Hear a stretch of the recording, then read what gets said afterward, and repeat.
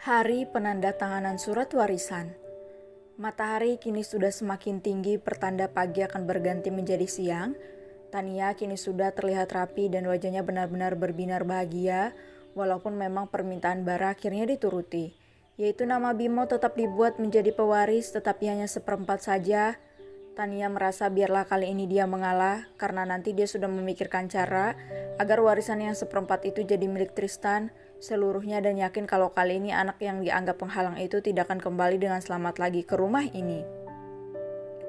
Tania melirik arah jam di dinding untuk memastikan jam pulangnya Bimo. Masih 2 jam lagi anak itu pulang sekolah dan pengacara akan di sini 30 menit lagi. Aku yakin kalau rencanaku kali ini akan berhasil tanpa ada halangan lagi.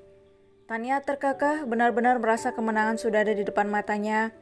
Wanita itu kemudian meraih ponselnya dan meletakkan ponsel itu ke telinganya karena dia ingin menghubungi seseorang. "Halo, kalian sudah standby kan di depan sekolah?" tanya Tania to the point. Ya, wanita itu menghubungi orang suruhannya. "Iya Bu, sudah. Jono supir yang ibu katakan itu juga tidak ada di sini seperti yang ibu katakan," sahut orang suruhan Tania dari ujung sana. "Kalau itu aku yang memintanya untuk langsung pergi setelah mengantarkan Bimo.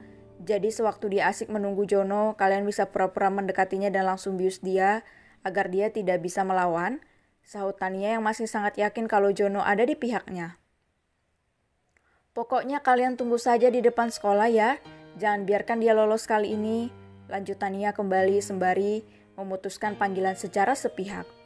Tania baru saja hendak mendaratkan tubuhnya duduk di atas ranjang, tapi dia mengurungkannya karena tiba-tiba ada yang mengetuk pintu kamarnya.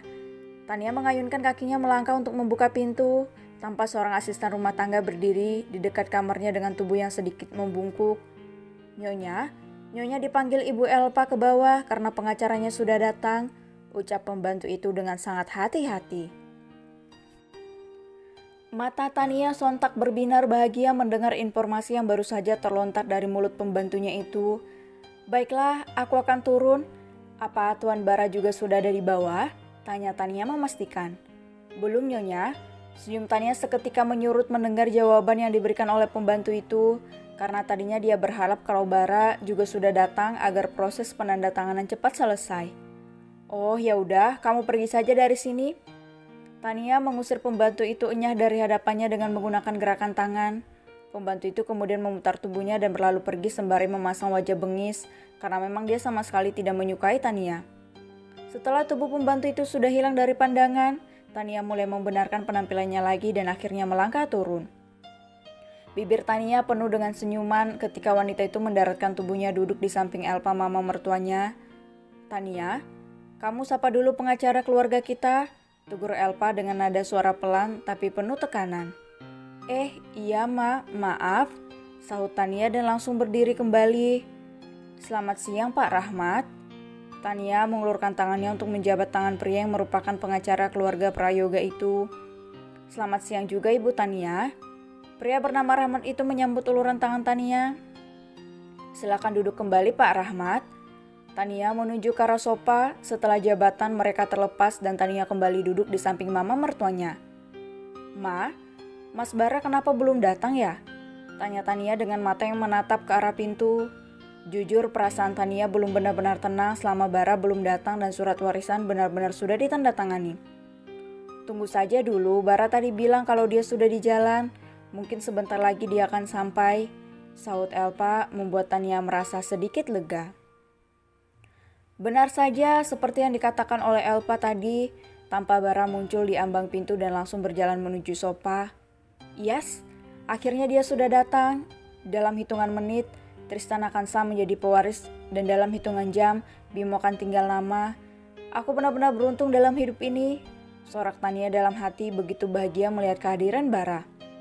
"Mas, kamu sudah datang ya? Mas duduk di sini." Tania berdiri dari tempat dia duduk dan berakting seakan-akan merupakan istri yang baik.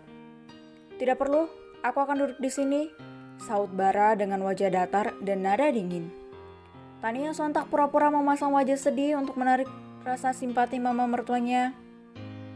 Bara, kalaupun kamu tidak mau duduk di tempat yang ditunjukkan oleh Tania, setidaknya kamu tolak dengan sopan.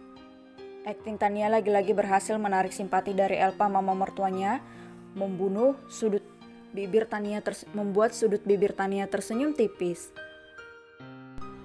Sudah lama, tidak perlu basa-basi lagi. Aku tidak suka melakukan hal yang sangat terpaksa. Aku merasa kalau aku terlihat buruk kalau aku harus tersenyum padahal aku sama sekali tidak ingin tersenyum. Ucap Bara yang lagi-lagi bersikap apatis. Kemudian perhatian Bara beralih ke arah Rahmat sang pengacara. Bagaimana Pak Rahmat? Apa yang aku perintahkan sudah kamu lakukan? Tanya Bara to the point. Sudah Tuan Bara, semuanya sesuai dengan perintah. Tuan bisa lihat dulu sebentar. Kasih tahu mana yang kurang biar aku bisa memperbaikinya. Kalau sudah tidak ada, Tuan tinggal menandatangani saja. Rahmat membuka dokumen dan menyerahkannya ke depan Bara untuk dibaca lebih dulu. Untuk beberapa saat Bara terlihat serius membaca dokumen-dokumen yang ada di tangannya dengan sangat teliti. Pria itu tidak mau ada sesuatu kecurangan sedikit pun dan tidak sesuai seperti yang dia minta. Baiklah, semuanya sudah sesuai dengan yang aku inginkan. Tapi sebelum aku menandatanganinya aku juga ingin memastikan sesuatu. Ucap Bara ambigu sembari menatap ke arah Tania. Tania merasa ditatap seketika merasa mengerti kalau Bara hendak mengucapkan sesuatu padanya. Apa itu mas? Tanya Tania dengan suara lembut. Aku ingin kamu berjanji kalau setelah ini jangan pernah mengganggu hak warisan Bimo lagi. Apalagi kalau sudah dewasa nanti. Apa yang dimilikinya bisa 2 kali lipat lebih besar dari milik Tristan. Karena aku yakin walaupun hanya 1/4, Bimo pasti akan bisa melampaui Tristan. Ucap Bara yang sama sekali tidak merasa bersalah kalau yang sedang diragukannya itu adalah anaknya sendiri. Bara, apa-apaan kamu? Bagaimana mungkin kamu lebih yakin pada anak angkat yang tidak punya hubungan darah sama sekali denganmu dibandingkan dengan anak kandungmu sendiri? Harusnya kamu yakin kemampuan Tristan akan sama sepertimu karena yang pasti mewarisi kebahatanmu itu pasti yang ada hubungan darah denganmu. Protes Elpa yang merasa tidak terima. Tapi sayangnya Tristan sama sekali tidak punya hubungan darah dengan Papa, jadi sangat pantas Papa meragukannya. Terdengar suara anak laki-laki yang menimpali ucapan Elpa. Siapa lagi dia kalau bukan Bima?